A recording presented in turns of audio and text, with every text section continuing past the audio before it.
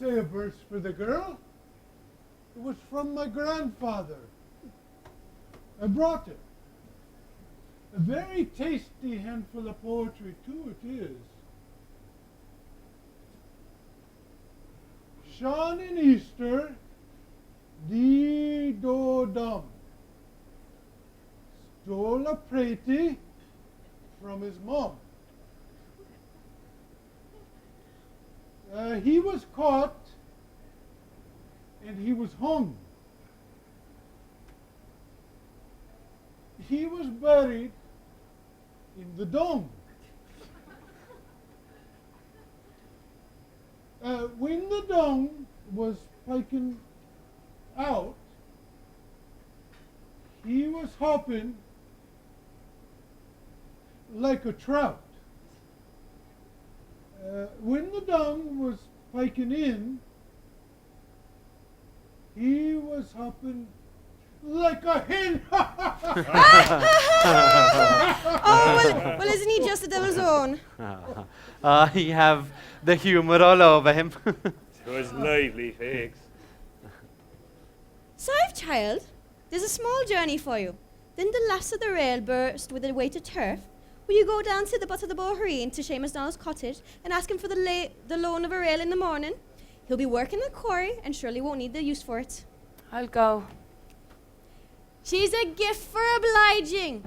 She'll turn on her heels from whatever she's at to be of help. To be called for at the dawn, I am to tell him that the rail of turf was burst. And thank him for the use of it. 'Tis a strange thing that I will be going home via the shortcuts across the mountain. 'Twas only to keep me company that Sean came as far as here with me. 'Twould be nice for the girl to have his companion as far as the foot of the Bohereen, and sure 'twould be company for him too. A young heart is a great companion on the road. There is no need for Mr. Dota to come with me.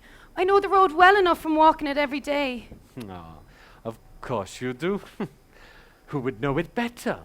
But think of the dark girl and the pooka. The mad red eyes of him like coals burning in his head. There's no knowing what you'll find on a dark road. There is a mad moon outside this evening with the stars screeching and roaring at one another. I will be as far as Seamus Donald's with her. There no one cross her path with Sean Dota by your side. I'm not afraid of the dark or the fuka. Ah, you'd be like the hare on the road with the tidy little white feet of you. It's as well to be going. I have a notion of buying a motoring car. It's all the fashion these days. Very saving on the feet. By all accounts, the ladies do be driving them too.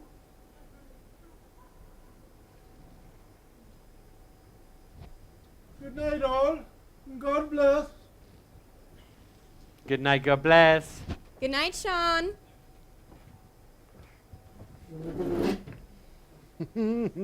The seed is sown, the flower will blossom. The old woman mustn't know.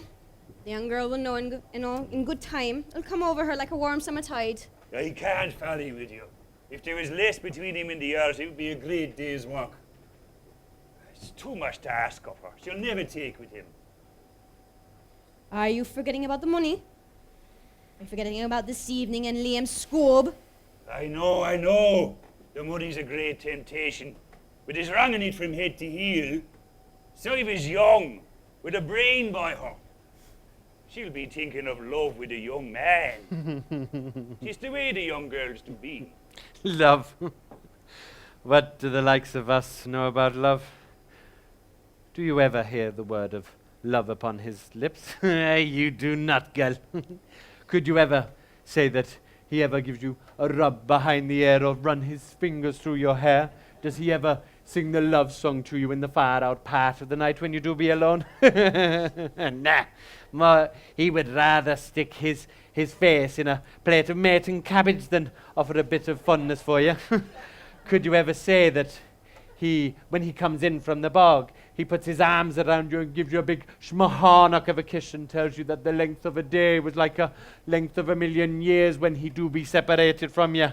Could you say that he ever buys you a bit of finery or a gift of a brooch? Nah, more likely worth a few pence worth of musty sweets when the drink made him foolish from the fair day. And to hear you blathering about love, the woman would think you were out of your mind if you put an arm around her on the public road. You're no one to talk. I make no boast either. But what I say is, what do the likes of us have to do with love? 'Tis hard enough to find a bad to hate. When I was a young man, 20 years ago, my father, God rest his soul, put an end to my bit of love. You had love? I had a wish for a girl from t'other side of mountain. But what use was that when there was no one place to take her? There was a frightful quorum of us in my father's house. There was a sheath of spuds on the floor to fill us. I had 2 pigs fattening. My father was a stump of a fool and a madan of a man who took his life by his own hand. He hung himself from a tree near the house. I swear to you, he would not have hung himself, but he knew that my 2 pigs would pay for his wake and funeral. 'Twas the mainness in his heart, for he knew I had my heart set on marriage. You have a lonesome story for us, Thomasine. Not so lonesome now. There is a widow woman, a little beyond the village. £100 would see me settled in with her. Ha! Will you give her a rub behind the ear? Will you give her the brooches and the fine clothes? Ah, she'll be blessed by you. I should like to see it. Give over. Now, there is an account of this Liam Scoob that have the heart for the girl. He will come in with fine words, looking like a gentleman with his collar and tie and hair plastered with hair oil. I've seen him after his day's work, looking like a play actor. There's no fear of him. He was in this house this evening. You miss nothing. Well, you'll have him come in this house next proposing. And it may interest you to know that Sive has been seen on at least one occasion ducking out of here when ye are gone to bed. This is more serious than I thought, and 'twill have to stop. I don't want her going the same road as her mother.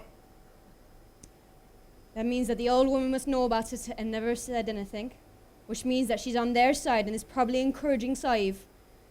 But we can put a remedy to that, and that's to move Sive into the west room, and I can keep my eye on her, and her only means of coming and going are through our bedroom. But that alone won't be enough.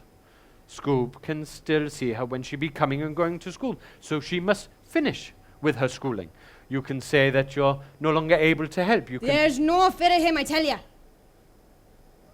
There's no fear of him. He'll not come past here again. But he'll have a harder job with Sive. Will you listen to him? Nab-snailing again? You're never happy unless it is grumbling you are. You would think from the way you talk that we're all rogues and thieves. You could have the good word anyways. It isn't going around stealing the dead out of the graves we are. Isn't only making an honest shilling. It would be a black day if we ever stole from the poor box of a chapel. Isn't only bringing 2 people in wedlock we are. When will he give the money? On the day of the wedding. I must be going. The cocks will be crowing by the time I get home. A word of warning. Watch the old one up there. She have the makings of trouble.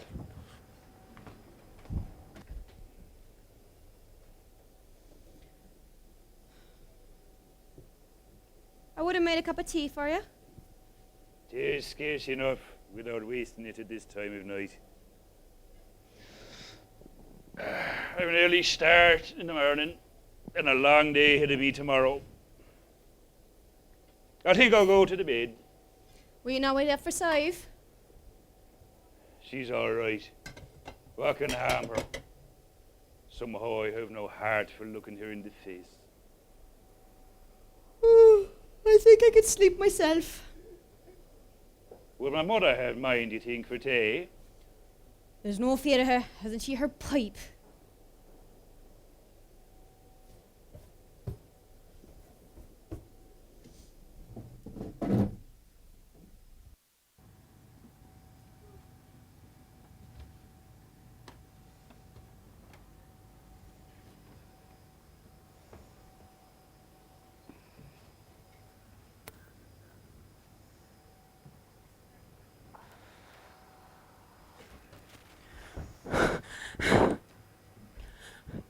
were you until this hour of the night? Down the Boreen at Seamus Donald's for the loan of a rail for Uncle Mike. That old man, Sean Dota. Oh, Sean Dota? he was down on the road with me. When we passed by the Kumar, he made a drive at me. Oh, the way he laughs like an owl sick thing. What is the meaning of it all, Gran? Oh, Sive. Oh, 'tis the nature of the man-child no more. You'll find men are that way. Being old don't change them. 'Tis nothing. He frightened the life out of me. I never expected it. You know, I think, Gran, it was a plan by them. But it's so hard to believe. It have the appearance of a plan. Do you know what I think? It seems to me like there's some strange goings on between Mina and Thomasine Sean Rua. Are you two to be gossiping for the middle of the night? Wasting all your... Clear away, the both of you. Go to bed. I'm sure the nuns would like to hear your conduct, young lady.